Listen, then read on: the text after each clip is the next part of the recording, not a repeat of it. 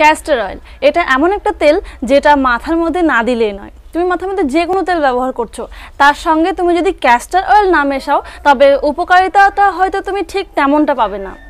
আমি এই ক্যাস্টর অয়েলটা চুলের মধ্যে ব্যবহার করছি। এই তেলটা কোনো রকম পার্শ্ব প্রতিক্রিয়া না করেই আমার চুলটার কিন্তু হেলথ অনেক বেশি ভালো করতে সাহায্য করেছে।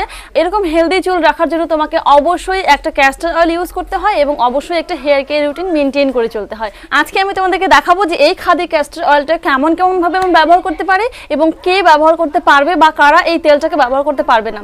তো বন্ধুরা, আজকের ভিডিওটা শুরু করার প্রথমেই আগে আমি আপনাদের কাছে একটু অনুরোধ করছি, প্লিজ এই চ্যানেলটাকে সাবস্ক্রাইব করে দিন এখনই এবং পাশে থাকা বেল আইকনটাকে বাজিয়ে দিন, যাতে করে কালকের নতুন নতুন ভিডিওগুলো আপনি সবার প্রথমে পেয়ে যান। তো চলো আজকের ভিডিওটাকে স্টার্ট করা যাক। সবার প্রথমে আমি আগে বলবো যে তোমার হেয়ার টাইপ যেটাই হোক না কেন, তুমি কিন্তু যে কোনো ক্যাস্টর অয়েল ব্যবহার করতে পারো। এটা একটা খাদির ক্যাস্টর অয়েল না, আমি আজকে কোনো রিভিউ করছি না। আজকে জাস্ট আমি এই ক্যাস্টর অয়েলটার একটু বিস্তারিত তোমাদেরকে দেখিয়ে দেবো যে এটাকে তোমরা কেমনভাবে ইউজ করতে পারো।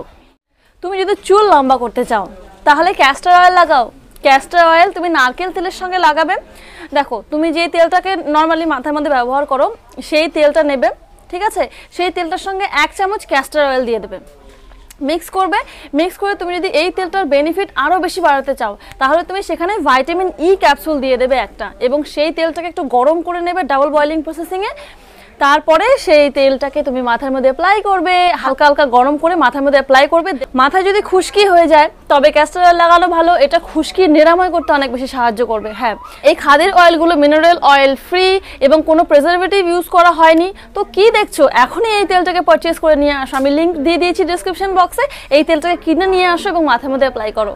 আর তুমি যদি বাড়িতে নিজের হাতে তেল বানিয়ে মাথার মধ্যে লাগাতে চাও সেটা একটু বেশি ভালো হয় আর কম খরচাও কিন্তু পড়ে। আমি খুব কম বাজেটের মধ্যেই আমার হোমমেড রেসিপিগুলোকে বানাই।